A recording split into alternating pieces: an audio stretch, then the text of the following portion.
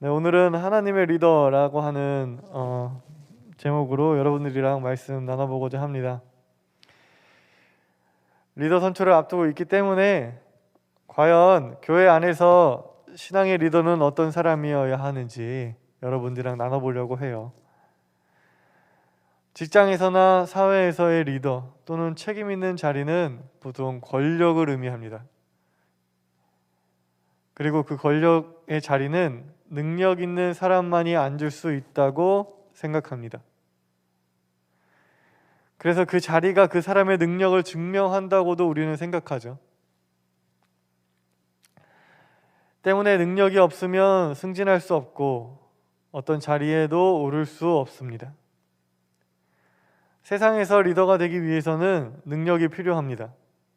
물론 교회에서도 마찬가지예요. 능력이 필요하죠.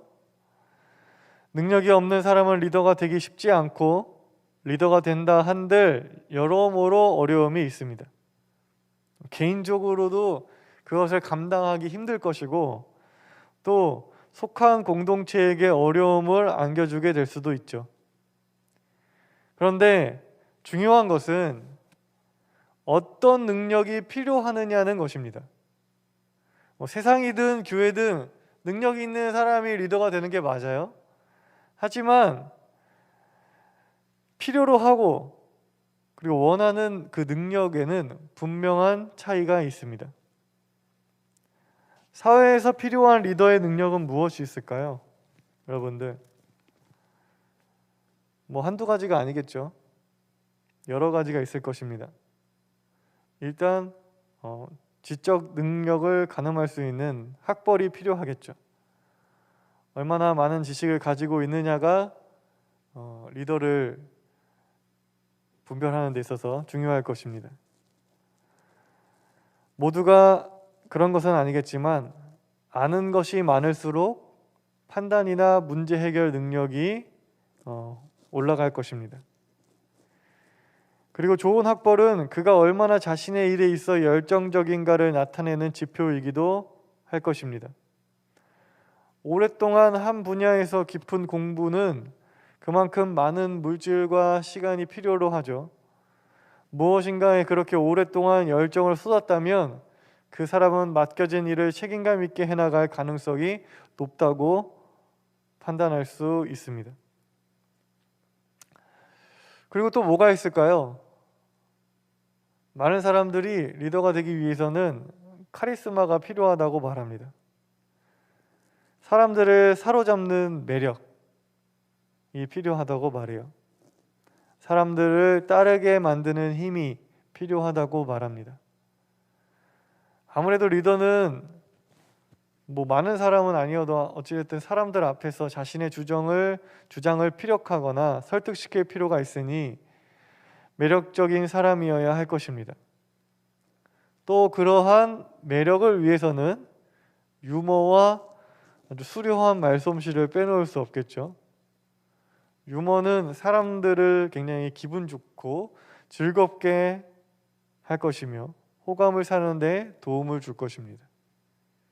또 일명 말빨. 말빨은 사람들을 설득시키는 아주 좋은 무기가 되겠죠. 리더가 되기 위해서 필요한 것은 아니지만 보통 리더가 되어 있는 사람들, 이미 그렇게 힘 있는 자리에 올라가 있는 사람들을 보면 또 공통적으로 가지고 있는 것들이 있습니다. 돈이 그렇고 인맥이 그래요. 얼마나 빵빵한 배경을 가지고 있느냐는 얼마나 빨리 리더의 자리로 올라가느냐를 좌우하는 듯 보여요. 사실 돈이 많다고 그 사람이 인맥이 좋다고 집안이 좋다고 좋은 리더의 자격을 갖추는 건 아니에요. 그건 리더의 자격과 아무런 상관이 없죠. 하지만 여러분이 직접 사회생활을 하면서 느끼셨듯 그런 사람들은 누구보다 빠르게 남들과는 다르게 높은 자리로 올라가곤 합니다. 그렇다면 교회에서는 어떨까요? 교회의 리더는 어떤 능력이 필요할까요? 물론 앞서 말한 그러한 능력을 갖고 있는 사람들, 학벌도 좋고 엄청 매력도 있고 집안도 배경도 빵빵하고 이런 사람들은 교회에서 리더가 되면 안 된다 라는 법은 없어요. 그런 사람들은 기분 나빠, 그런 사람들은 교회에서 리더가 되면 안 되지 라는 법은 없습니다.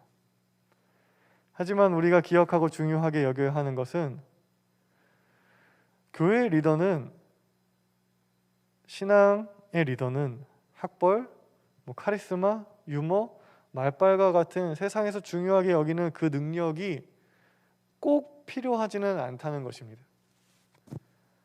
세상 속에서 리더들은 그런 능력이 꼭 필요로 하죠.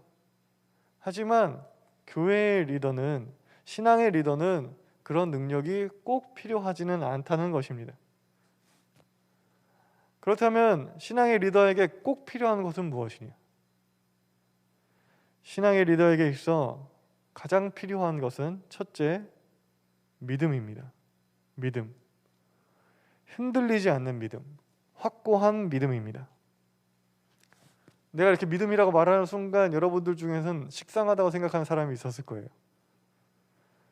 하지만 결코 식상하지 않습니다. 여러분 중에 누군가가 이 믿음이 식상하다고 생각 들었다면 그 사람은 지금 믿음에 대해서 잘못 알고 있을 가능성이 있는데, 믿음이 좋다는 것은 무엇일까요? 교회를 잘 나오는 거? 말씀을 많이 아는 거? 기도를 오래 하는 거? 그런 거 아닙니다. 그것은 믿음을 성장시키는 방법이지 그것이 믿음을 증명하지는 않습니다. 믿음은 하나님 나라에 대한 흔들리지 않는 소망입니다. 확신이에요. 반드시 그 나라가 온다는 확신입니다. 지금의 상황과 환경에 좌우하지 않고 하나님 나라라고 하는 이 상을 소망하고 외치는 거예요. 말씀을 기준으로 옳고 그것이 선하다면 타협하지 않고 포기하지 않고 희망을 품는 것입니다. 그리고 그게 반드시 이루어질 것이라고 굳게 믿는 것입니다. 옳고 선하고 그것이 하나님의 뜻이라면 지금 상황과 환경과 상관없이 그것은 반드시 이루어질 것이라고 굳게 믿는 거예요. 그리고 희망을 품는 거예요. 그게 믿음입니다. 옳음과 선함은 반드시 패배하지 않는다. 반드시 승리한다. 하나님의 선함은 결코 좌절되지 않는다. 굳게 믿는 것입니다. 그래서 희망을 포기하지 않는 거예요. 세상 사람들은 정해진 목표를 얼마나 빠르게 효율적으로 이루어내느냐를 중요하게 생각하죠. 그것을 이루어내는 것을 좋은 리더의 자질이고 능력이라고 생각합니다. 목표가 있어요. 그걸 얼마나 단기간 내에 효율적으로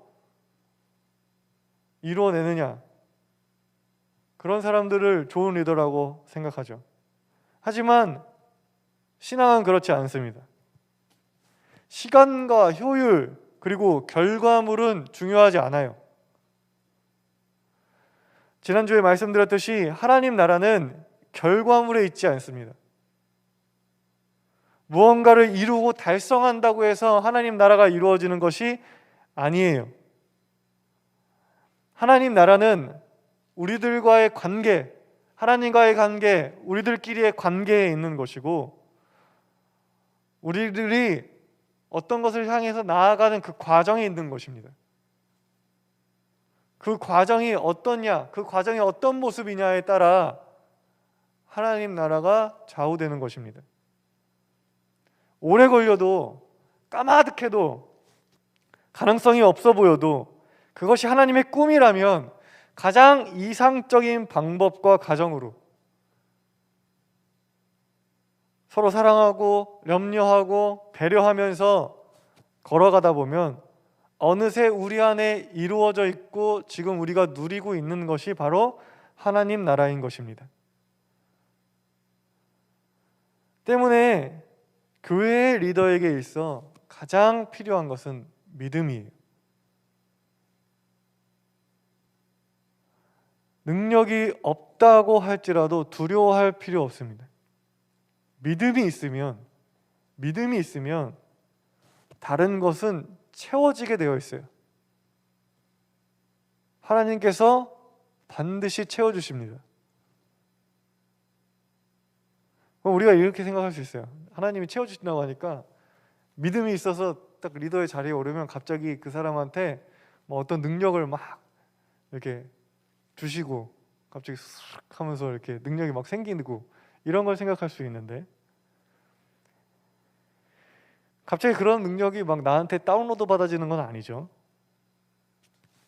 그럼 어떻게 역사하시냐? 하나님은 그 사람의 믿음을 보시고 그 사람에게 학식과 매력, 언변과 재력과 같은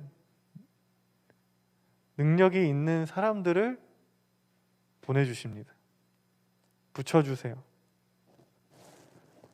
그런 의미에서 교회의 리더는 능력이 있는 사람이 아니라 능력 있는 이들을 믿음으로 이끌어서 세우는 사람인 것입니다. 오늘 함께 읽은 본문은 사사 드보라에 관한 이야기입니다.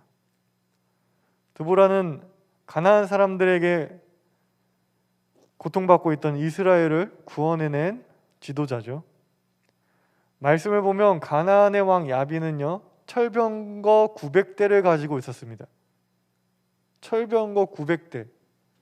여러분, 철병거 한 대를 이기기 위해서 보병은 몇 명 정도 필요했을까요? 말이 이끌고 그 안에 사람이 타는 그 병거, 철로 된 병거를 그거 한 대 무너뜨리기 위해서는 몇 명의 보병이 필요했을까요? 몇십 명이 달라붙어도 순식간에 패배하기 마련입니다. 그러니 철병거가 900대 있다라고 하는 것은 정말 어마어마한 군사력인 것입니다. 그런데 그러한 상대로 드보라는 승리를 이끌어내요. 놀라운 건 드보라가 여성이라는 것입니다. 여성이 온전한 인격으로 취급받지 못하던 때에 그것도 남자들의 전유물처럼 여겨지는 전쟁터에서 드보라는 리더의 역할을 감당했고 전쟁을 승리로 이끌었습니다. 정말 놀랍고 위대한 일이 아닐 수 없어요. 우리는 드보라가 이 놀랍고 위대한 일을 어떻게 이뤄냈는지 잘 생각해 볼 필요가 있습니다. 그녀의 가장 큰 무기는 믿음이었습니다. 그녀는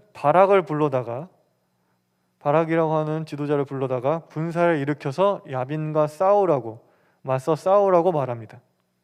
그럼 하나님께서 야빈의 철병거를 너의 손에 넘겨주실 것이라 말해요. 그녀가 했던 것은 하나님의 꿈을 제시하는 것이었습니다. 하나님이 원하시는 것, 하나님이 바라시는 것을 소리 높여 외친 거예요. 모두가 철병거를 두려워하면서 가능성 없는 싸움이라고 생각하고 희망 없다 생각할 때 드보라는 꿋꿋이 비전을 제시합니다. 여러분, 드보라는 여성이었잖아요. 드보라보다 전쟁에 능한 전사들이 얼마나 많았을까요? 드보라보다 전쟁 경험이 많은 남성 지도자들이 얼마나 많았을까요? 수두룩 빽빽했겠죠. 하지만 그들은 모두 침묵했어요. 자신의 경험, 자신의 능력, 이런 것들을 보면서 이 전쟁은 하면 안 된다 생각하고 침묵했습니다. 꿈을 꾸고 희망을 품기보다 지금의 상황과 환경에 매몰되어 다들 침묵하고 있었어요. 그런데 드보라는 달랐습니다. 드보라는 외쳤어요. 하나님께서 승리하게 하실 것이다. 믿고 싸워야 한다. 외쳤습니다. 그렇게 믿음으로 비전을 제시하자 사람들이 세워졌어요. 드보라가 싸움을 잘해서 전술에 능해서 드보라가 막 앞장서서 싸운 게 아니에요. 9절의 말씀, 우리 함께 읽은 9절의 말씀 한 번 더 볼게요. 함께 다시 한번 읽어보겠습니다. 나의 마음이 이스라엘의 지휘관들에게 쏠렸다. 그들은 백성 가운데서 자원하여 나선 용사들이다. 너희는 주님을 찬양하여라. 드보라의 외침에 전쟁에 능한 용사들이, 이스라엘의 지휘관들이 움직이기 시작했습니다. 교회의 리더는 자신의 능력으로 모든 것을 해결하는 사람이 아니에요. 능력 있는 이들이 자발적으로 참여하여 사람이 세워질 수 있게 하는 사람인 것입니다. 그런데 그것을 자신의 매력으로 하는 것이 아니라 하나님의 꿈, 그것을 제시함으로, 희망을 노래함으로 사람들이 세워지게 하는 사람인 것입니다. 그게 신앙의 리더예요. 교회에서 세워져야 하는 리더입니다. 둘째로, 저는 신앙의 리더에게 반드시 필요한 능력을 공감이라고 말하고 싶습니다. 공감은 슬픈 일에 함께 슬퍼하고요, 기쁜 일에 함께 기뻐하는 것입니다. 공감하는 사람에게 남의 일은 없습니다. 나와 무관한 일이 없어요. 너의 슬픔이 꼭 내 슬픔처럼 슬프고 너의 기쁨이 꼭 내 기쁨처럼 기쁜데 어떻게 남의 일이 있을 수 있겠어요? 때문에 공감은 내 이웃을 내 몸처럼 사랑하라는 예수님의 가르침을 구체적으로 살아내는 모습인 것입니다. 교회의 리더는요, 공감할 줄 알아야 해요. 힘없고 연약하고 가녀린 이들, 그리고 살아있는 모든 생명들에게 공감할 줄 알아야 합니다. 불쌍하다, 안쓰럽다, 안타깝다 생각할 줄 아는 사람이어야 합니다. 교회는 사랑의 공동체예요. 교회에서 행하는 모든 사역과 행사, 프로그램은 다 사랑하기 위해서 하는 거예요. 그런데 공감하지 않고 어떻게 사랑할 수 있을까요? 김치를 전달해요. 쌀을 전달해요. 근데 이웃들의 그 굶주림에 쌀이 없어서 당혹스러워하고 김치가 없어서 아쉬워하는 그 이웃들의 마음에 공감하지 않고 그냥 김치만 전달하면 무슨 소용이에요?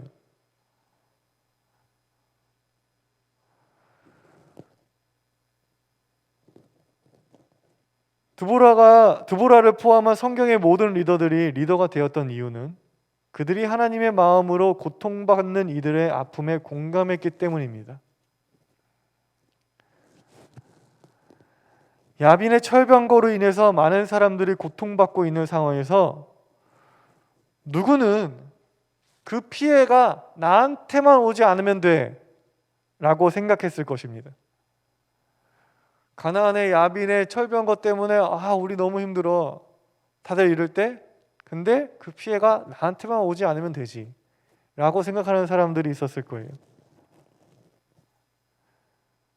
그리고 또 누구는 내가 피해를 받고 있지만 힘들지만 그것을 내가 해결해야 할 문제는 아니라고 생각하는 사람들도 있었을 거예요. 그런데 드보라는 달랐어요. 사람들의 어려움이 나의 어려움이었고 그것은 내가 해결해야 하는 문제로 다가왔습니다. 하나님께서 나를 통해서 저 사람들의 어려움을 해결하길 원하시는구나 느끼고 깨달은 거예요. 성경에 나오는 모든 지도자들이 그렇습니다. 예수님을 한번 생각해 보세요. 교회의 주인은 예수님이시죠. 교회라는 모임과 그 모임을 이루고 있는 우리는 모두 예수님을 닮아야 합니다. 그러니까 예수님께서 하신 일들을 한번 생각해 보세요. 예수님이 뭘 하셨나? 3년의 공생애 동안 예수님은 뭘 하셨나? 생각해보면 예수님은 그 어떤 것도 조직하지 않으셨습니다. 프로그램을 만들거나 형식과 틀을 만들거나 시스템과 체계를 만드시지 않으셨어요. 그런 것들은 시대가 흐르면서 많아지는 성도와 모임을 효율적으로 관리하기 위해서 사람이 만든 것이지 예수님께서 직접 만드신 것은 아닙니다. 예수님께서 하신 일은 뭐예요? 우리에게 공감하시고 우리를 죽기까지 사랑하신 일 뿐입니다. 교회 리더가 행해야 하는 것, 바로 그거예요. 저는 교회의 리더는 그거면 된다고 생각해요. 그것만 있으면 된다고 생각합니다. 그리고 감히 단언컨대 하나님도 그것을 원하신다 굳게 믿습니다. 물론 세상이 원하는 능력도 있고요. 믿음과 공감, 사랑까지 가진 이가 있다면 얼마나 좋겠어. 감사하죠. 그런 사람은 정말 완벽한 사람이라고 볼 수 있을 거예요. 공부도 잘해, 마음도 따뜻해, 매력도 있어, 말도 엄청 잘해. 그런 사람이 있으면 화려하죠. 근데 그런 사람이 있냐 말이지. 그런 사람은 찾기 힘들죠. 결국 우리는 선택해야 해요. 학식과 언변, 매력을 가진 사람이냐, 굳건한 믿음과 따뜻한 마음을 가진 이냐, 우리는 선택해야 합니다. 여러분, 교회를 다니는 청년들에게 너 어떤 사람 만나고 싶어? 어떤 사람이랑 연애하고 싶어? 어떤 사람이랑 결혼하고 싶어? 뭐 이렇게 물어보잖아요. 그러면 믿음 좋은 청년들 중에는 자기는 믿음이 제일 중요하다고 얘기해요. 그래서 진짜 믿음 좋은 사람을 소개시켜줬어. 걔는 진짜 믿음이 좋은 사람이야. 근데 안 사겨.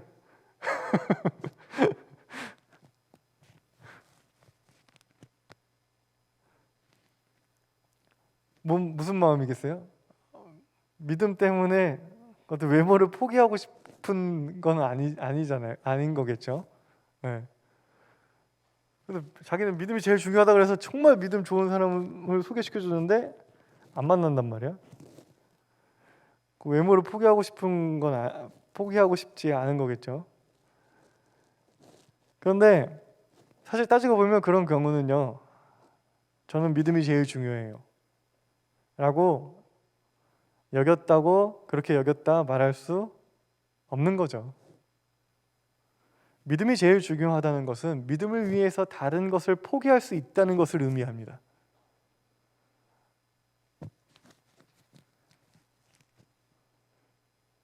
믿음이 제일 중요하다는 것은 믿음만을 보겠다는 것이고 그 이외의 것은 따라오면 좋고 아니어도 말겠다 이 말이에요.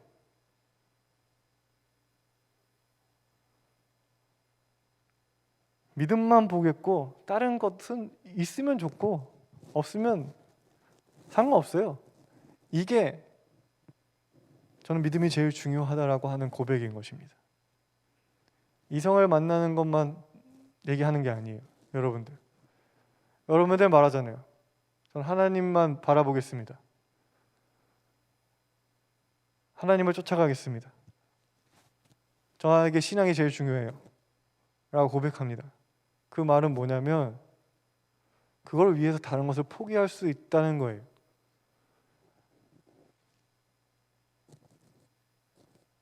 다른 건 다 보너스처럼 여기겠다는 겁니다. 제가 이렇게 설교하니까 여러분들 다들 부담스럽다고 생각하실 수 있어요. 나는 저런 믿음이 없는데, 나는 저런 공감 능력이 없는데, 나는 저런 사람이 아니니까 리더로 뽑혀도 못한다고 해야지 생각할 수 있습니다. 그렇게 따지면요, 저도 부족한 사람이에요. 저도 그렇지 못한 사람입니다. 저 공감 능력이 굉장히 떨어지는 사람이거든요.